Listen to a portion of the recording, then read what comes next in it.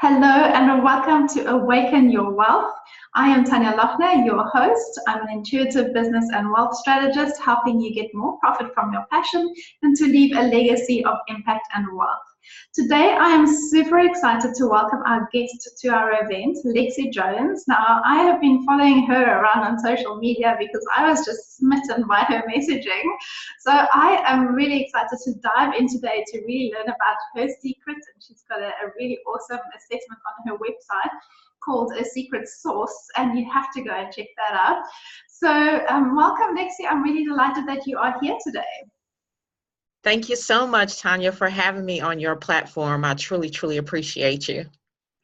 Okay, so let's jump straight in. I'm going to ask you just to introduce yourself to our audience. How did you come to do the work that you do, and what are you busy with at the moment? Yes, absolutely. Well, hello, everyone. Hope that all of you are doing well. My name is Lexi Jones. I'm an international speaker, best-selling author, business coach, and profit strategist, helping women service-based entrepreneurs to understand their purpose, determine their niche, and monetize it. And so the way that I came into this business was actually out of personal experience. In the years 2007, 2008, I think everybody kind of remembers that those were years of recession, so to speak. And so I was hit very hard during those years in my family. I don't want to just say I, but my ex-husband lost his job. And we thought we were okay because, I was still working and, was making enough money to cover everything. But then I lost my job a few months later. And so, we were young, we weren't saving, we weren't, doing any of that. And so the financial devastation was really, really hard on top of already having marital problems, right? So in that span of time, 2008, 2011, we lost our jobs, we lost our home, we lost our car. I mean, we just about lost, everything except maybe clothing and other possessions that we had, right? And then the marriage couldn't handle all of that. And so we were divorced in the midst of all of that happening. So here I was now, a single mom, thrust into single motherhood with 3 small children, and trying to figure out where to go, like literally, where to stay. So I ended up staying with friends and some family for a little bit, ended up getting back on my feet. But to make a long story short, one night I was in an apartment that when I got back on my feet, I was able to get. And it was just, me and the kids in there. There was no furniture, anything like that, but I was just happy to be in my own space. And one night, normally I put the children to bed and I would come downstairs and I would just lay out on the living room floor and cry. That was like my nightly ritual because I couldn't understand how I ended up here. They tell us to go to school and, get your degree and get a great job, get married, have kids, do all this stuff, the American dream here. And that's what I did. And all of it was taken from me. At least that's the way I felt. And so one particular night did the same thing. Came downstairs, laid out, went to go to sleep and was crying myself to sleep. But this time, Tanya, and everybody else, the cry was extremely, extremely different, right? It was like one of those super ugly cries, the ones where you're crying and you can't hardly see, you're snotting, you can't hardly breathe. It was ugly, y'all. It was very ugly.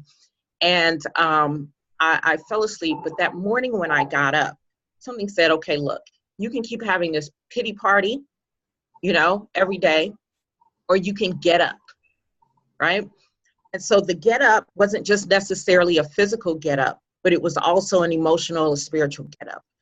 And so, I decided, long story short, I decided that I would get up.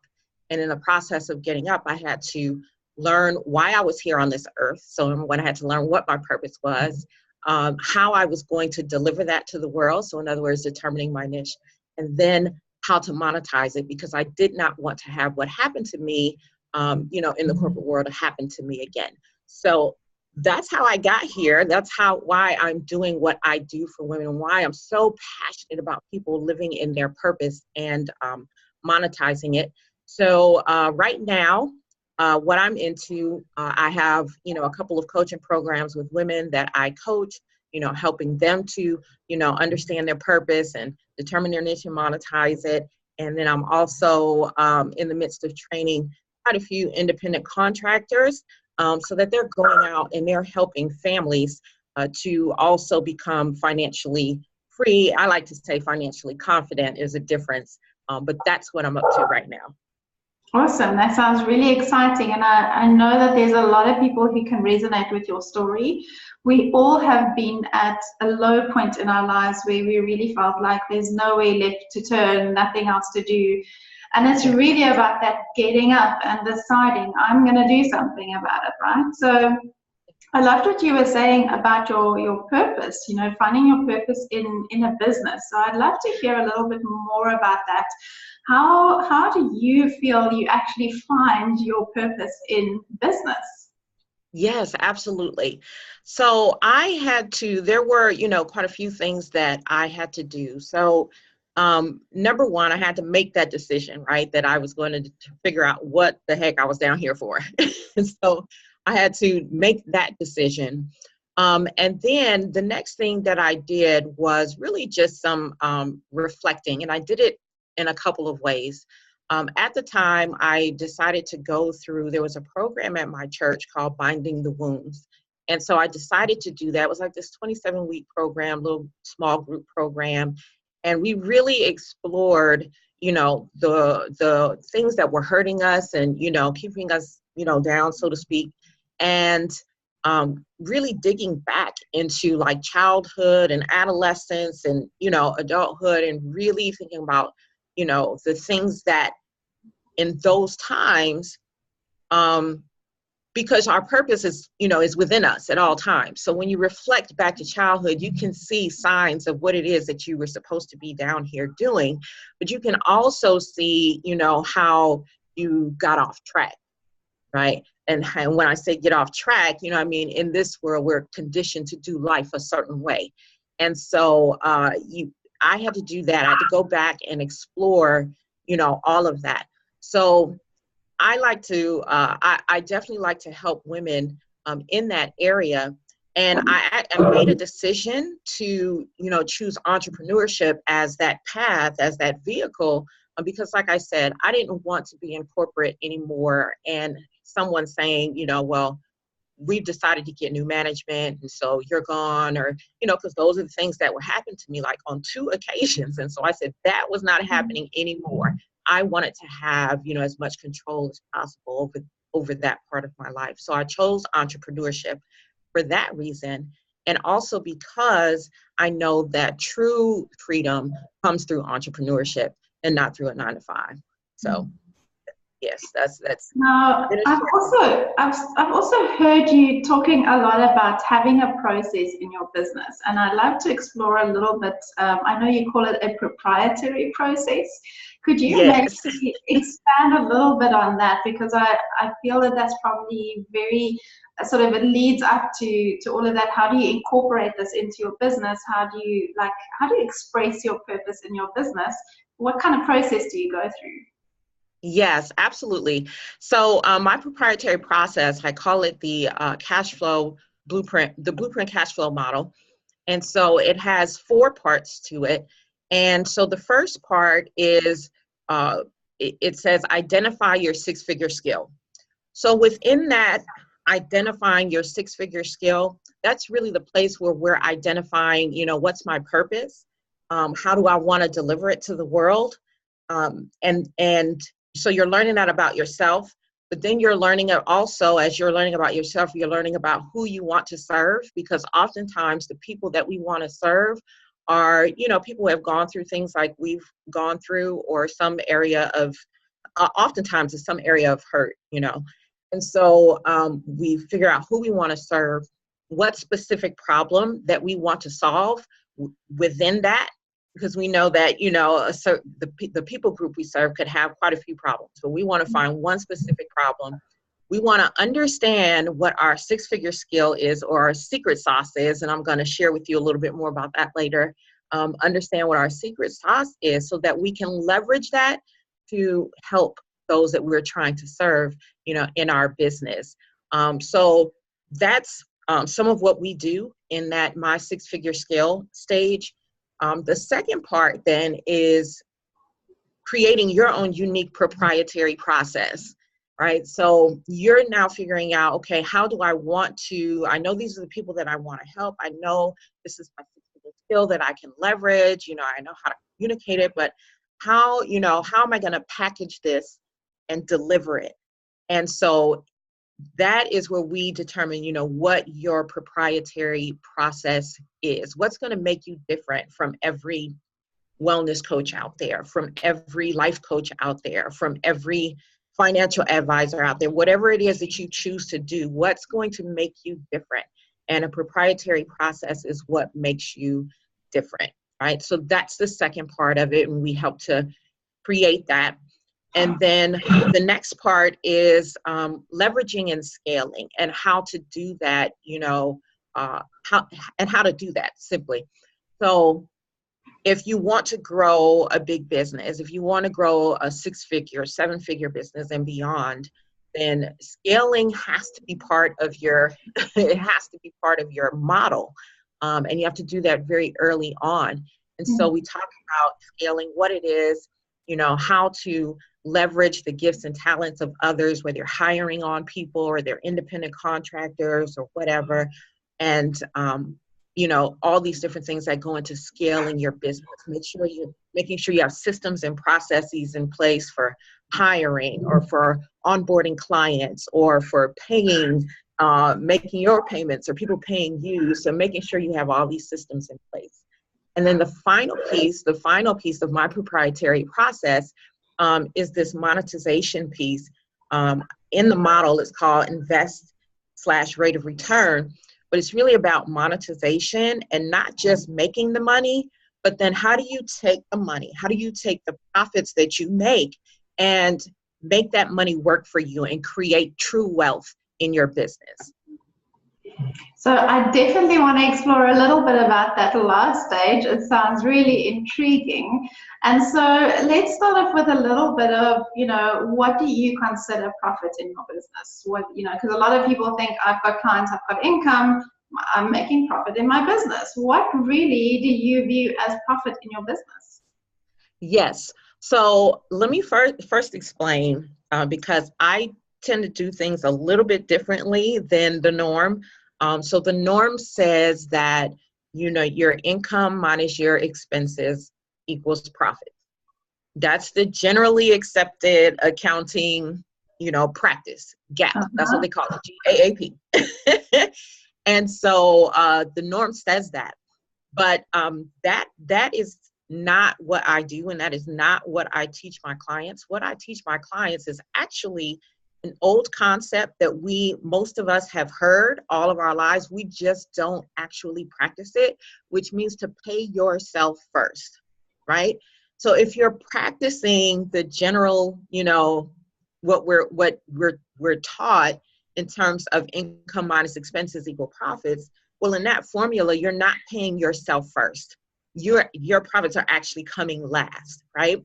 So what I teach clients is your profits come off the top, okay? And so how you do that is that you have to make allocations for your money, because if you don't make allocations for your money will dictate to you where it's going instead of you dictating to it where it's going. So you want to master your money in that way. So, we may set up, okay, for your profits based on your income. Let's say you're making $250,000 or below, every time you get income, well, not every time you get income, but we do it twice a month, where we do your allocations, but you will take, let's say it's 5% profits. Okay. So if you make some income, $5,000, $100, whatever it is, 5% of that off the top is going to your profit account. So I needed to preface, with that, because that's the way I teach my clients. And that philosophy, like I said, it's an old concept, but there's a book out there called Profit First by Mike Michalowicz.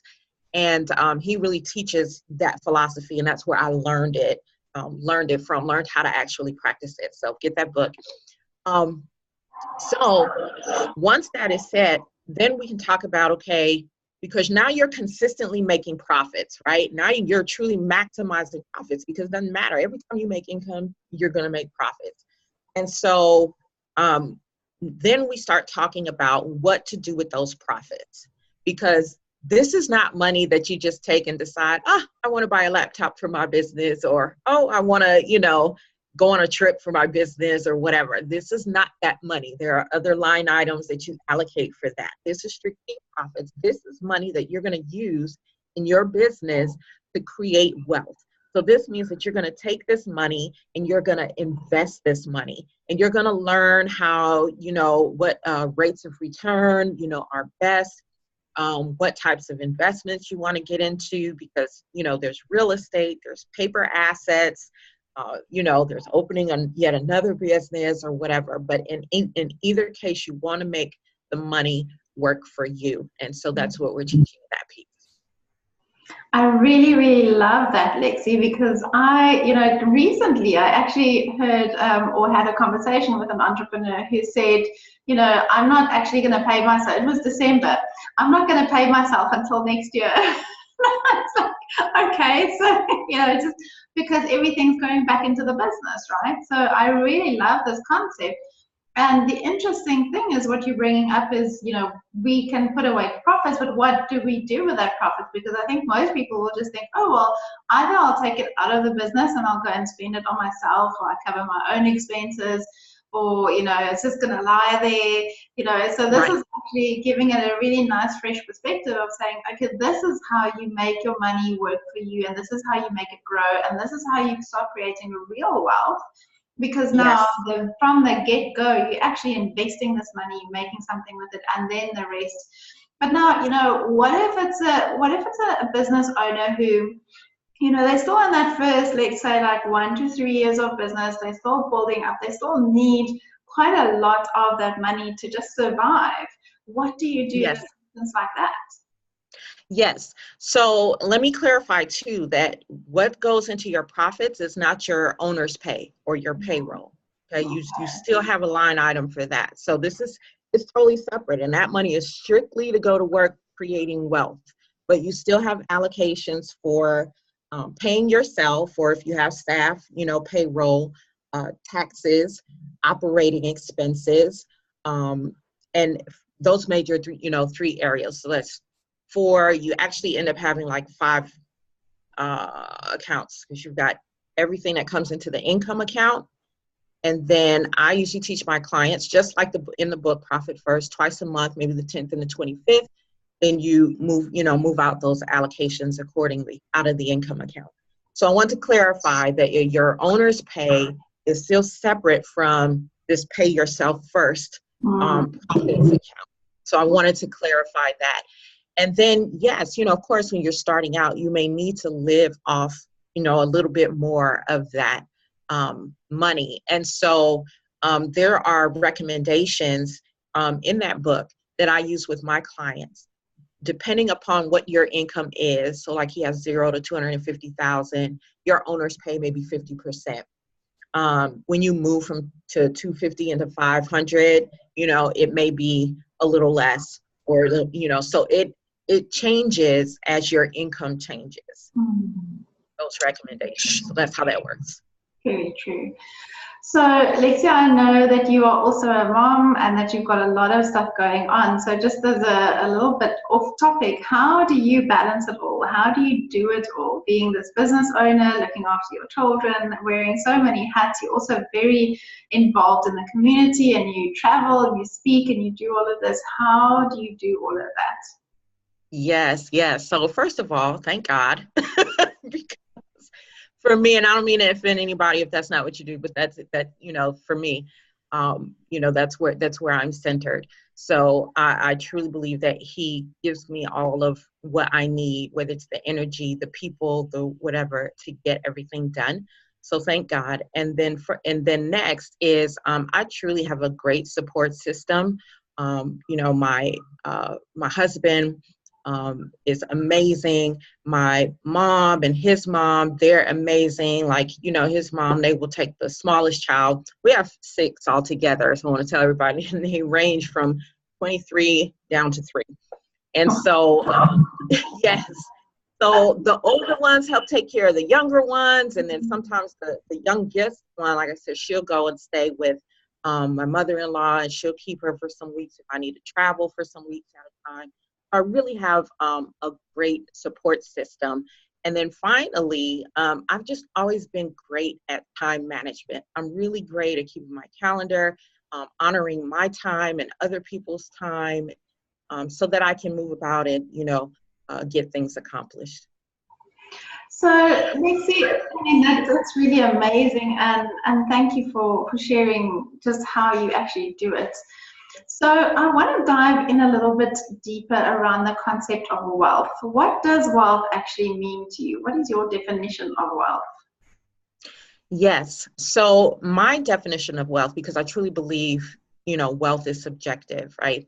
But my definition of wealth is it's not just the monetary piece, but it's having what you desire in every area of life. So that's your relationships, that's your money, that's your spiritual, that's your mental, that's your physical, right? So when I think of wealth, I think of it that broadly. When I say I am wealthy, I'm really thinking of all of those different areas. So it's not necessarily about, having millions and millions of dollars, but money is definitely a part of it. For sure. And what about the sort of the guilt that can come in? I find this a lot amongst entrepreneurs, where they are, they want to be wealthy, but they've also got this little bit of a guilt, like, am I supposed to be wealthy? Or, sort of like, supposed to be humble. I'm supposed to, almost like we convince ourselves that we are just supposed to survive, and the struggle is real and it must be hard. Yes. What is your view around that?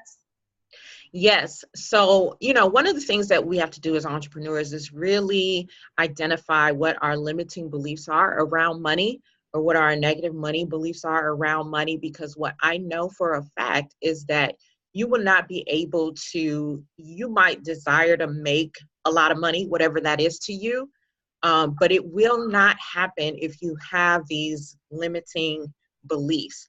And so, like you said, Tanya, we grow up with these thoughts, and sometimes we have to go back and figure out where it started, right? I like to share, a quick story that when I was little, my mom would take us to the grocery store.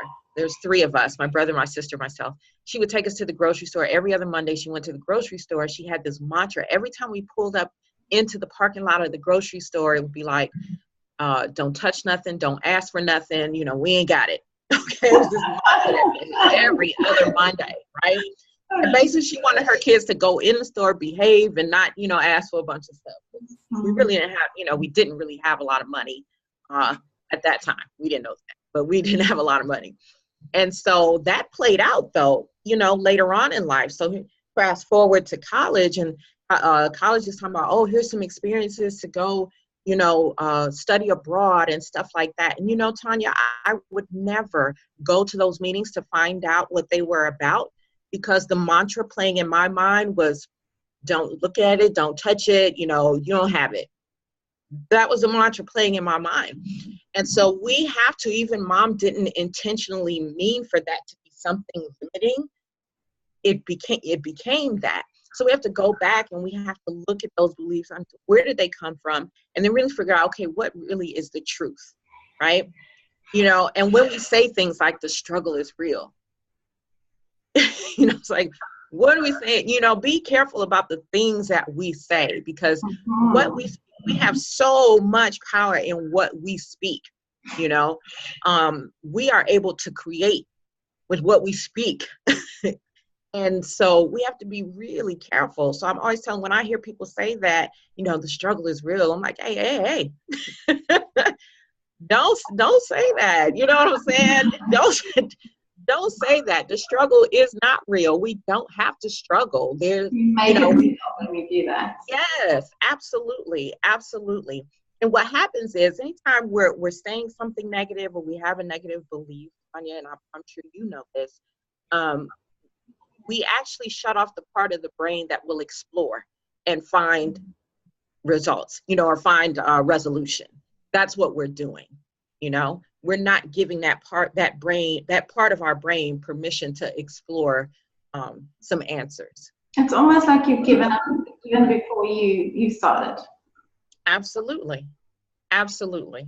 So I want to do a quick step back to the process as you've gone through your 4 sort of steps that you go through with your clients and in your business. So when a person, it sounds to me like, each person's got to develop their own proprietary process when they are building their business and growing their business. So can you give us a little bit of, what are some of your tips to start developing a proprietary process for yourself? Yeah, absolutely. So once again, when you're building a proprietary process, it means that it's a process that is unique to you.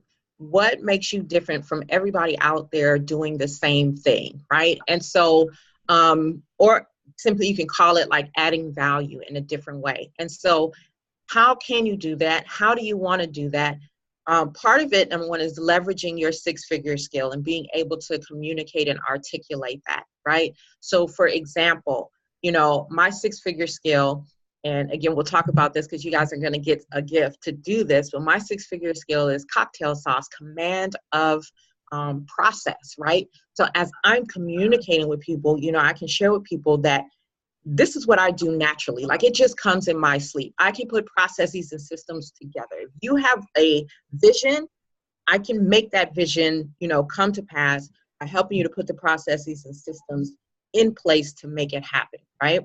And so not only that, so you leverage your 6-figure skill, but then how else can you add value? Is it something that you can deliver faster? Is it something that, you can, you have a step within that's just a little bit different that creates more, creates more value for for the people that you're serving. So there are different ways which you can make a process, not just a process, but your proprietary process. I love that. And I wanted to tell you that mine is also a cocktail sauce. So we've definitely got a lot in common there. Awesomeness. I absolutely loved going through that process. And really, I just, we're coming to the end of our interview, but I'm excited for you to share with our audience. You've got a free gift for them where they can also get a little bit of insight into this. Would you mind sharing a bit about that with them? Yes, absolutely. Listen, guys, this is like one of the best free gifts ever. Like, this is my favorite one that I've done in all time, right? And so it's an assessment. It's an 8-question assessment. It doesn't take long at all. It should only take you about 3 minutes or so. If it takes you longer, you're way overthinking it. It's 8 questions. And so what it does is it helps you, number one, to know what your secret sauce is, or in other words, your 6-figure skill, right? This is the skill that's going to bring you money. So it helps you to know what that is. Now, if you already know what your skill is, that's great. Your 6-figure skill is, that's great. But a lot of times then we struggle on how to articulate that skill to others, or craft our messaging so that it attracts the type of people that we want to attract. So what this assessment will also do, not only will it give you your 6-figure skill, your secret sauce, but it will also give you, lots of content that you can use in your messaging. So you can use it on your website. You can use it on your Facebook posts. You can use it in your ads. You can use it wherever, brochures, whatever you have. It gives you a wealth of information that you can use to be able to articulate that, so that you can attract the clients that you want. Because Tanya, isn't that one of the areas where a lot of us struggle, starting out trying to get our messaging together and attract the clients that we want to attract. So this is once again, it's free. And the interesting thing is that it doesn't matter what phase of business you are, you always come up with that, is this really what I do? Is this still what I do? Am I really good at this? Isn't there something else? Yes. And you're like, oh, that's what it is. That's what it is. In fact, someone just told me day before yesterday, they took it and she was like, oh man, I was kind of looking for something different, but I guess this is who I am. Like, that is who you are. Leverage it, go with it, let it make money for you. So thank you so much for that generous gift, guys. I really, really want to encourage you, make use of that. The link is below this video. Go and click on that and you can get access to your secret sauce. And we'd love to know what it is. So please let us know by hitting reply on the email that you received today, or come over to the Facebook group and tell us all about it. We'd love to hear. So Lexi, this has been really lovely just hearing about your story, about the process of how to develop it, and really excited about this free gift that you are sharing with everyone. As a last tip or point, how can people really unlock wealth in their business and their life? So my last walkway here is that number one, you have to make a decision. That's what I mean, truly make a decision. Not just say, oh, I want to do this or whatever. No, but you truly have to make a decision. So make the decision. Number two, and you got to believe in yourself. Believe that you can do it, because if you don't have belief, it's not going to happen, right? If you don't have belief, it's not going to happen. So those are the two biggest things, because I'm always saying mindset is everything. It's the foundation of everything. So make a decision, believe in yourself. Go after it. Awesome, awesome. Thank you, Lexi. Those are very inspirational words, and thank you for sharing with our audience. So guys, you can get hold of Lexi. You would have received all the details in today's email. You can read her bio, click on the link to get your free gift, and thank you so much for joining us. Thank you, Lexi. It's been an absolute delight chatting with you, and I wish you all the best going forward with this amazing work that you're doing in the world. Thank you for having me so much on your platform, Tanya. I truly appreciate you, and I wish the same for you.